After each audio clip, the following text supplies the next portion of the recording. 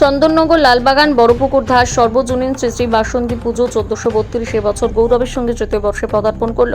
অতি অল্প সময়ের মধ্যেই পুজো স্থানীয় মানুষের আন্তরিক ভালোবাসা এবং পরিচিতি লাভ করেছে। এবছর দেবীর নৌকায় আগমন এবং ঘটকে গমন মহা সাড়ম্বরে ভক্তিমুখর পরিবেশে সম্পন্ন হয়, যা দর্শনার্থীদের মনে আলাদা আনন্দ এবং আধ্যাত্মিক অনুভূতির সঞ্চার করে। এই পুজোর অন্যতম বিশেষ বৈশিষ্ট্য সমগ্র পুজো পরিচালনার দায়িত্ব মূলত এলাকার মহিলাদের হাতে।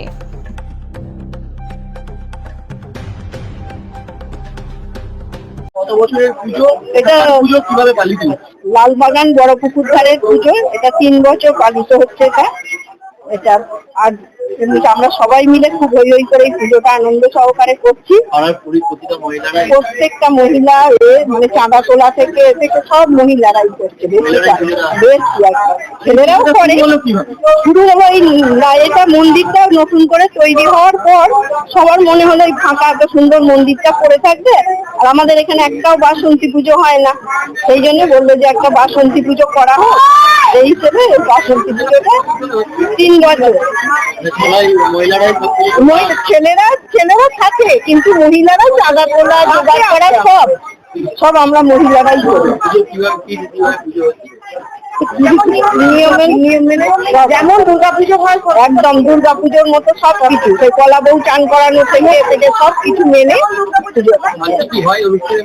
হ্যাঁ, আর এখানে কি হয়, প্রথম দিন আমরা একটা গেম খেলেছিলাম, গেম শো, বাতি জ্বালানো, তারপরে একটা কি খেললাম, বিশেষ কোনো রীতি রয়েছে? না, আমাদের এখানে সেরকমই। এবার ভোগ হয়, আজকে কিছু লোক ভোগ দেয়, নিজেরা রান্না করে এনে দেয়। একজন ব্রাহ্মণের মেয়ে একটা ভোগ দেয়, আজকে এটা মানে জাস্ট পায়েস ভোগ হয়।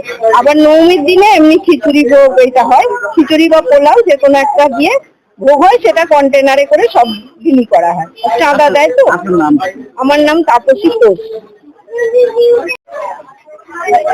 কিভাবে পূজিত হচ্ছে আমাদের অন্নপূর্ণা পুজো বলতে আমরা বাসন্তী পুজো বলে আমাদের রেজিস্টার্ড বারোয়ারি, এবং এখানে এই পাড়ার সমস্ত মহিলারা সারা বছর উদ্গ্রীব হয়ে থাকে এই পুজোর জন্য। একবারে ষষ্ঠী থেকে দশমী পর্যন্ত দুর্গাপুজো রীতি মেনে পুজো হয়। পাড়ার মহিলারা চাঁদা তোলা থেকে আরম্ভ করে ভোগ রান্না, ভোগ বিতরণ সবাইকে অংশগ্রহণ করে, এবং সারা বছর এখানে অনুষ্ঠান হয়, ছোটখাটো অনুষ্ঠান, সেটা মোমবাতি জ্বালানো, শঙ্খ বাজানো। তাছাড়া প্রতি সোমবার আমাদের এখানে রামকৃষ্ণ কথামৃত পাঠ হয়, শনিবার গীতা পাঠ হয়। এবং মায়ের পুজোতে মহিলারা এগিয়ে আসছে, এই দিক থেকে দেখুন, ভারতবর্ষের সমাজ ছিল মাতৃতান্ত্রিক সমাজ। আমাদের দেব দেবীদের মধ্যে বেশিরভাগই তো দেবীর আরাধনা করি, সুতরাং মেয়েরা এগিয়ে আসবে, এটা ওমেন এম্পাওয়ারমেন্টেও একটা দিক আমরা মনে করি। নারীর ক্ষমতায়ন এবং নারীর জাতি সজাগ না হলে সমাজ জাগবে না। মানুষের যে সামাজিকরণ যে প্রক্রিয়া, সোশ্যালাইজেশন প্রক্রিয়া, সেটা বাড়ি থেকে শুরু হয়, এবং সেটা শুরু করে মায়েরা। বাচ্চা ছেলেকে মায়েরাই প্রথম পড়ানো শুরু করে। সুতরাং মাতৃতান্ত্রিক সমাজের নিয়ম মেনেই আমাদের মাতৃ আরাধনা চলে 4 দিন 5 দিন ধরে। অবশ্যই এখানে প্রতি সোমবার এবং শনিবার মেয়েরা জড়ো হয়, এখানে যে মা বোনেরা জড়ো হয়, এবং এই পুজোর উদ্যোগী বলতে গেলে মায়েরা, এখানকার মা বোনেরাই।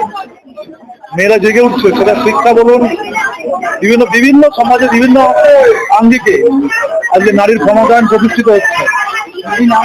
আমার নারায়ণ মিত্র, পুজো কমিটির অ্যাক্টিং প্রেসিডেন্ট, কার্যকরী সভাপতি।